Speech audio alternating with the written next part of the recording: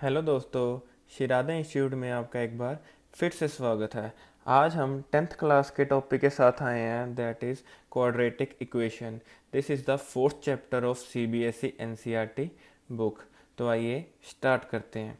सबसे पहले quadratic equation की जनरल फॉर्म से स्टार्ट करते हैं। क्वाड्रेटिक इक्वेशन की जनरल फॉर्म क्या होती है?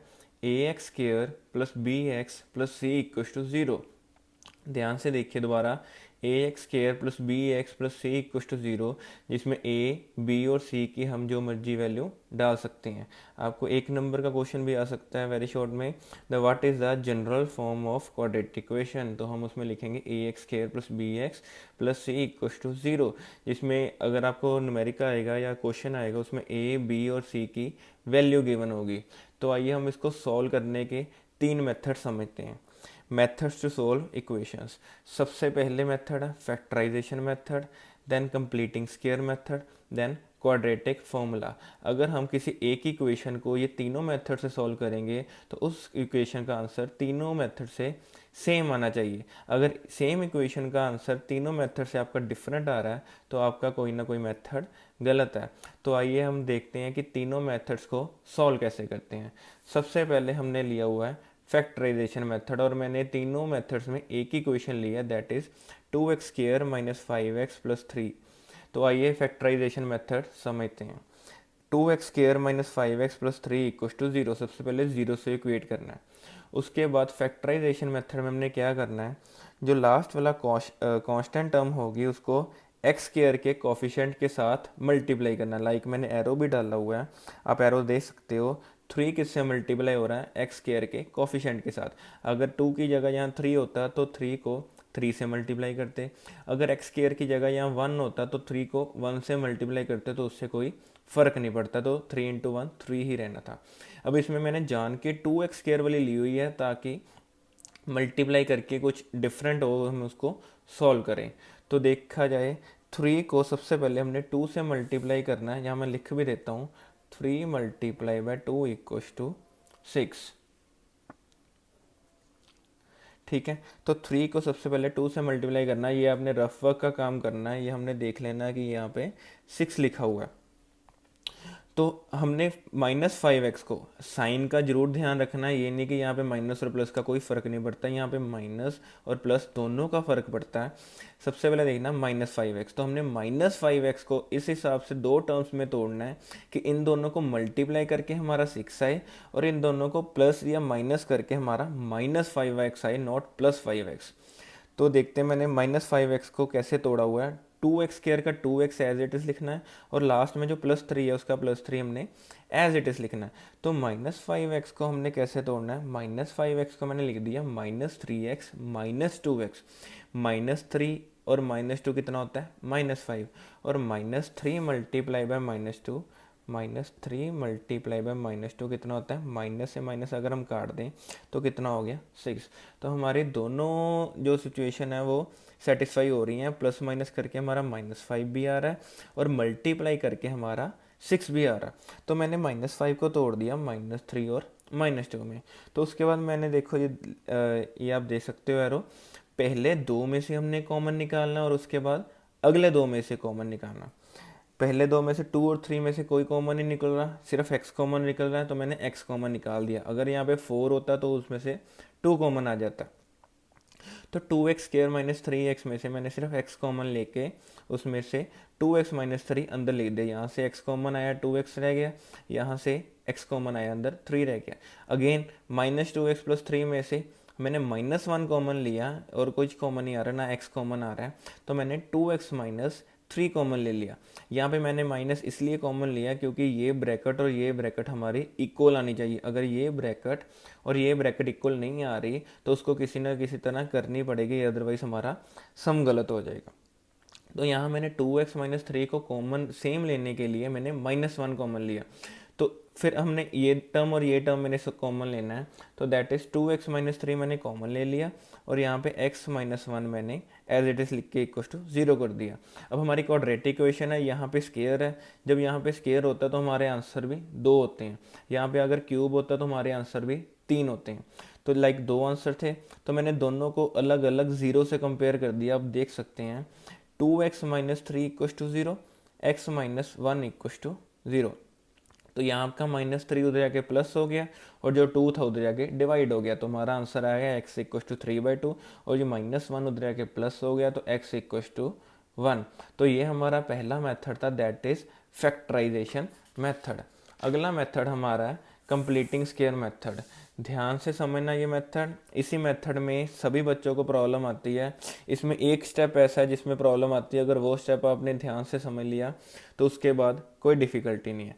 इसमें भी आप दे सकते हो, मैंने सेम इक्वेशन ली है, that is 2x square minus 5x plus 3 equal to 0, जो फैक्टराइजेशन मेथड में ली थी।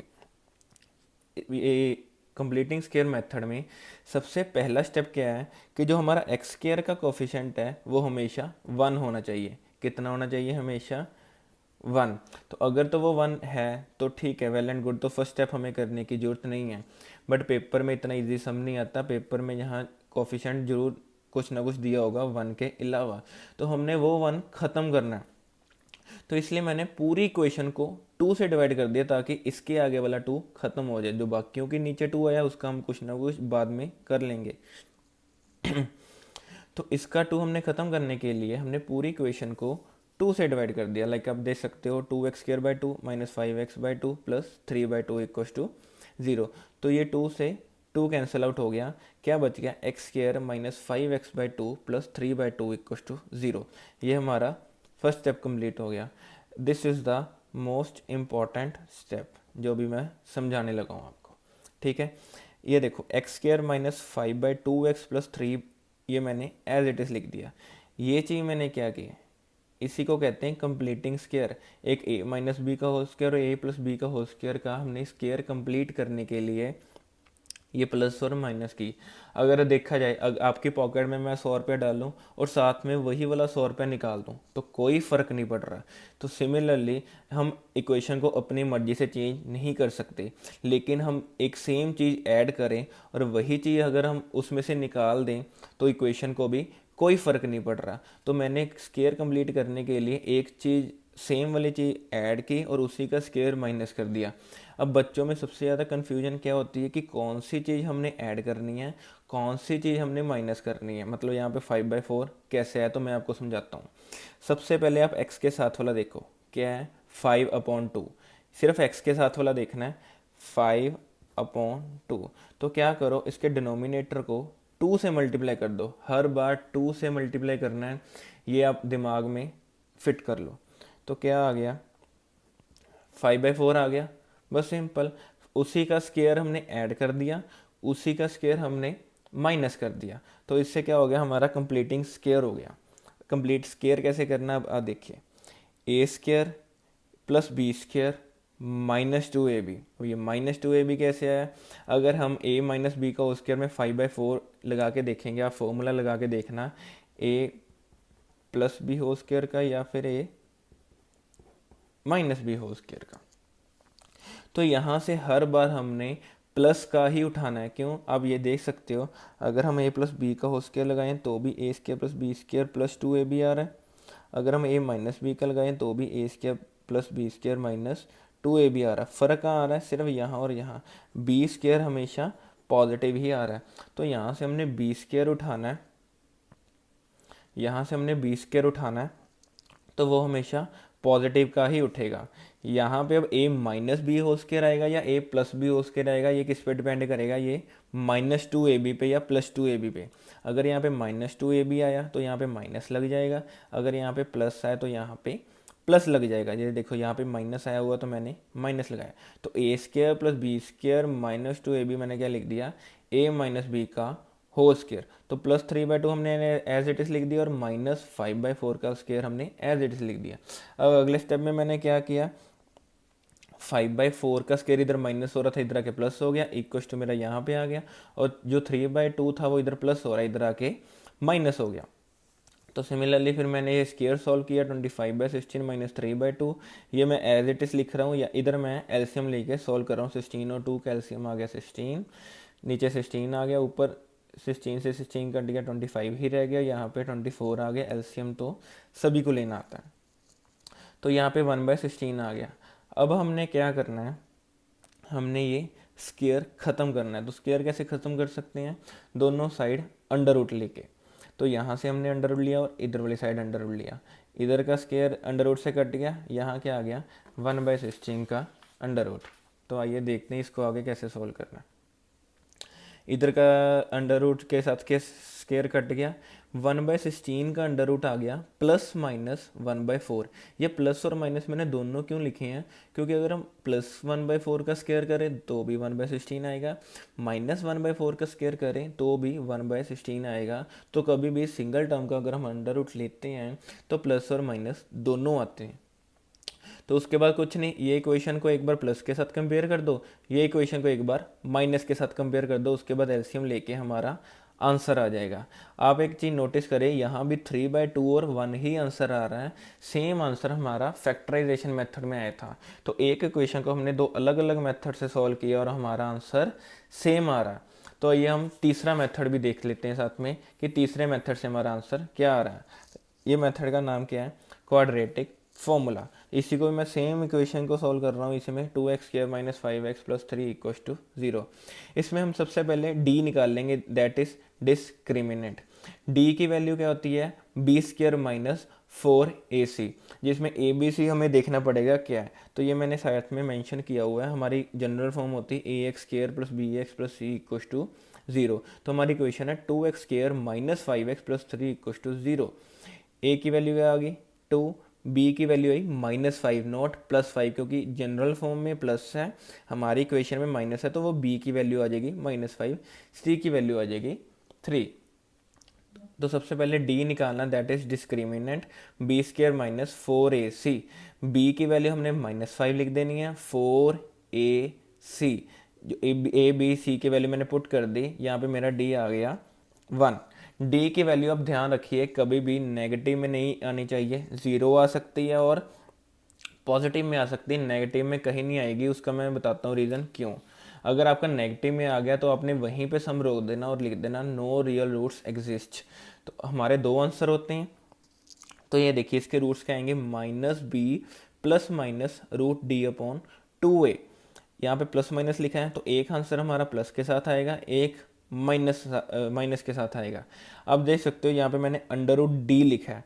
तो मैंने आपको कहा था कि d की वैल्यू कभी भी माइनस में नहीं आनी चाहिए, क्यों।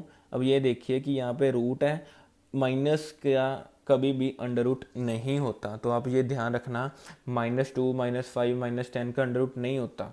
तो इस वजह से हमारा माइनस का नहीं आना चाहिए। अगर माइनस का आंसर आ गया तो वहीं पे सम खत्म हो जाएगा कि रूट्स एग्जिस्ट ही नहीं करते।